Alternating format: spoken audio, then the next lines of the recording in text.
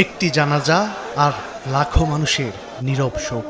পুরো রাজধানী জুড়ে সর্বস্তরের মানুষের শ্রদ্ধা আর ভালোবাসা ওসমান হাদির প্রতি।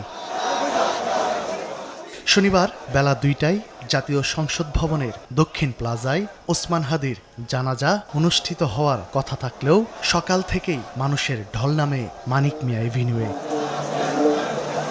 নির্ধারিত সময়ের আগেই রাজধানীর বিভিন্ন প্রান্ত থেকে মানুষ জড়ো হতে থাকেন।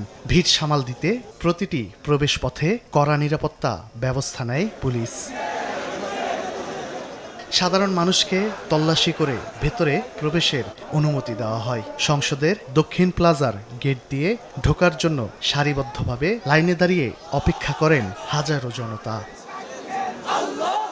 রাজধানী ছাড়াও দেশের বিভিন্ন জেলা থেকে জানাজায় অংশ নিতে ছুটে এসেছেন অনেকে।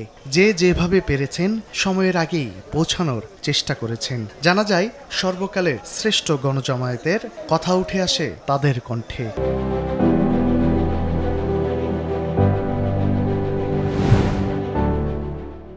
পাবনা ঈশ্বরদী থেকে গতকালকে এসেছি।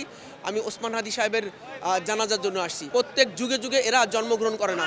After a long time Osman Hadi born in this country. গুলি করে সে হাদিকে শেষ করে নাই, বরং হাদির জাগরণ পুরা 18 কোটি মানুষের অন্তরে ঢুকিয়ে দিয়েছে। বিপ্লবী নেতার জানাজার কারণে মানুষ নিবেদিতভাবেই ইমানি বলেন হয়ে আজকে এখানে সবাই আসছে। আদি কোটি বছর একটা জন্ম নেয়, সবার ভালোবাসা এবং হৃদয়ের।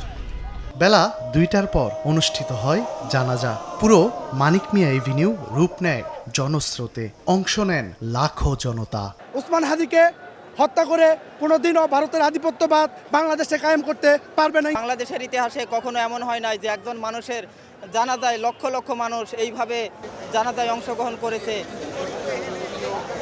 পরে সংসদের দক্ষিণ প্লাজা থেকে ওসমান হাদির মরদেহ নেওয়া হয় ঢাকা বিশ্ববিদ্যালয় এলাকায়। জাতীয় কবির সমাধির পাশে চিরনিদ্রায় শায়িত হন আপসহীন বিপ্লবী। তানভীর হাসান মেঘ, সময় সংবাদ, ঢাকা।